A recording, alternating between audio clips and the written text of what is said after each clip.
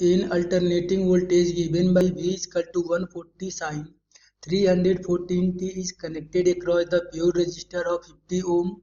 Find the frequency of source, the RMS current through the resistor.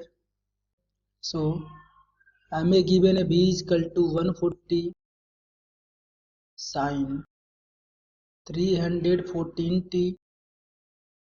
इस equation का हम compare करेंगे standard equation of EMF V is equal to V not sine omega T से यदि हम compare करेंगे then V not का value हमें गिवन है 140 वोल्ट एंड ओमेगा का वैल्यू हमें गिवन है 340 एंड फर्स्ट पार्ट में हमें कैलकुलेट करना है frequency of source. So we know that omega is equal to 2 pi F and F को हम बोलते हैं फ्रीक्वेंसी एंड ओमेगा का वैल्यू हमें गिवन है 314.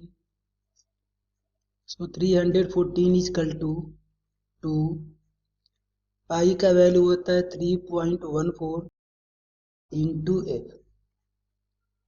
सो यहाँ से एफ का वैल्यू हो जाएगा 314 divided by 2 into 3.14.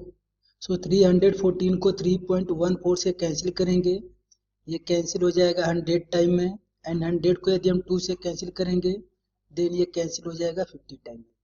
That means frequency of source will be 50 hertz. And part B में हमें कैलकुलेट करना है RMS value of current through the register.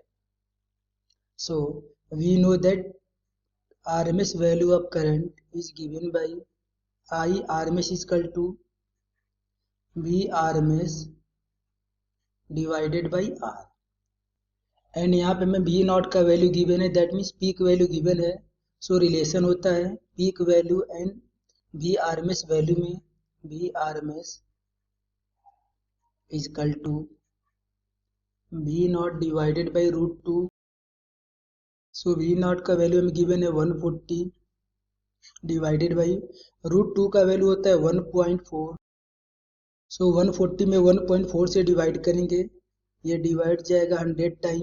That means V RMS का वैल्यू हो जाएगा 100 वोल्ट एंड हमें कैलकुलेट करना है I RMS.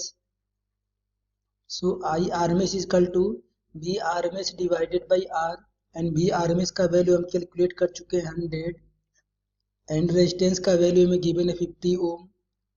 सो 100 में यदि 50 से हम डिवाइड करेंगे देन ये डिवाइड जाएगा 2 times. That means I RMS का वैल्यू आएगा 2 एम्पियर. ये हो जाएगा हमारा आंसर. ओके.